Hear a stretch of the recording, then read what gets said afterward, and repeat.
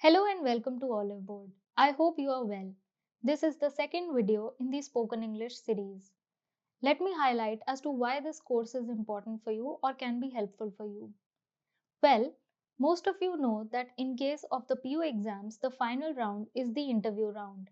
Don't wait for your mains result to prepare for the interview. I want you to work on your language and presentation skills from now itself.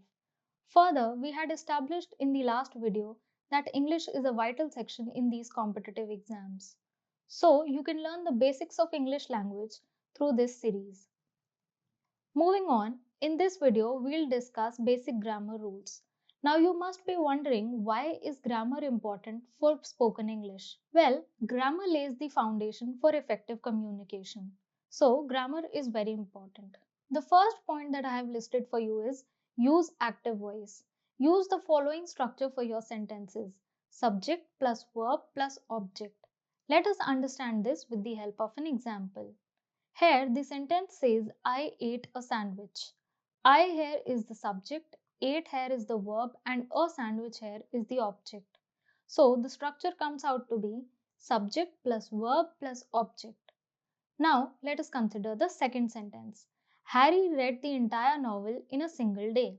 So, Harry here is the subject, read here is the verb, and the entire novel here is the object. Now, I've listed an important point for you here. The point says the subject must agree with the verb. In case the sentence said, Harry reads a newspaper every day. So, this would have been correct. Why? Because Harry and reads both are singular. Harry is a singular subject and reads is a singular verb. But in case the sentence was, they reads newspaper every day, this would have been incorrect. Why? Because they is a plural subject, whereas reads is still a singular verb. Now, reads must be replaced by read in order to make this phrase correct. The sentence would have read, they read newspaper every day. Now, why am I asking you to use active structure in your sentences? Let us consider this sentence again. The passive structure for this sentence would have been, a sandwich is eaten by me. Now, you see the active structure is more concise. So, go for active voice while framing your sentences. Moving on, here I have listed 3 sentences for you. Let us solve these sentences together. Either sugar or honey is or are fine. Which one do you think is correct? The correct answer is is. Second sentence says, neither William nor Harry were or was late. Which one do you think is correct? The correct answer is was. Further, the last sentence reads, Mary or Maria are or is coming today. And the correct answer is is. So the rule here is we use singular verb with or, either and neither. Let us go back to the sentences. The first sentence uses either, the second sentence uses neither, and the last sentence uses or. So, use a singular verb with these words. Moving on, the next topic is articles. Now, in the English language, you have 3 articles and they are a, and the. Why is this important? Because people often commit mistakes in this topic. This might seem like an easy topic, but there are a few exceptions to this. A and are called indefinite articles and the is called a definite article. Indefinite article refers to general things. So, indefinite articles will always refer to general things and not particular ones, whereas definite articles will always refer to particular things or person. So let us understand this with the help of an example. Here the sentence reads, I saw a man riding a bike. Now what does a man and a bike indicate? It indicates that this could be any man riding any bike. And in case of this sentence, I saw the man riding a bike. Here the man indicates that this is a particular man that the speaker is referring to. So this could be a particular man that the speaker might have seen going across the road or something like that. So the man refers to a particular man, whereas a man could refer to any man. Further, a and an are used with singular nouns, whereas the could be used with singular, plural, or uncountable nouns. So, I have listed a few examples for you. The author of this book is an American. Author here is singular. The boys are playing in the park. Boys here are plural. And finally, the sugar is inside the box. Sugar here is uncountable noun.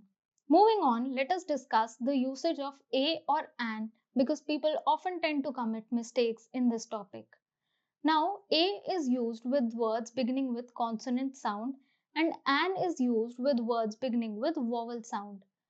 You must be wondering, why have I written consonant sound and vowel sound and not consonants and vowels? Let us discuss. English language has 5 vowels and the rest of the letters are called consonants. So the vowels are A, E, I, O and U. The other letters are called consonants. Let us consider an example. It is not necessary that words beginning with consonants will always take a before them. Similarly, it is not necessary that words beginning with vowels will always take an before them. Now, in case of an honest man, honest here begins with the O sound. Similarly, in case of the following example, an FBI agent. Now, why do we say an FBI agent? Because here the F sound is pronounced as F. It begins with a sound, right? Now, let me give you an exercise. Which article are you likely to use with the phrase European country? The correct answer is a. Why? Because European here begins with the y sound and not the sound of E. So, the article that you will use will depend on the sound that the word begins with. Moving on, let us solve this exercise. Here, in case of the first question, you are supposed to fill in the blanks with suitable articles. Which article do you think would be the most suitable for the first blank? Well, this is a trick question. You don't fill in an article or you don't require an article before the name of a person. So always remember this as a rule. So the sentence reads, Mohan is riding dash bike that his father gifted to him on his birthday. So you can straight away negate an here because bike does not begin with the vowel sound. You're left with a and the. Now in this case, the bike refers to a particular bike that was gifted by his father. So here you'll use the. Moving on, dash university degree does not guarantee a job. So in case of this sentence, university here begins with Y sound. So here you will use a university degree. Either my tie or your coat always on the floor. Which one, is or are? We had discussed that with either we'll use the singular verb. So here we'll use is. And finally, in case of the last sentence, the weather dash to be suitable for hiking, the weather here is a singular subject. So you must use a singular verb here. Hence, appears here is the correct answer. Moving on, this brings us to the second exercise. Memorize a famous speech from history and practice speaking it. Now, this follows from the first video where I had asked you to record yourself, your introduction, and your daily activities. Now, I want you to memorize a famous speech. This could be a speech from history, or this could be a dialogue from a movie, or anything like that. Here, I have given you an exemplar excerpt. This excerpt is from the speech, The Decision to Go to Moon by John F. Kennedy. So, I want you to practice at least 4 to 5 such speeches and record yourself. Go through these recordings and judge your confidence level. Moving on, this brings us to the takeaways from this session.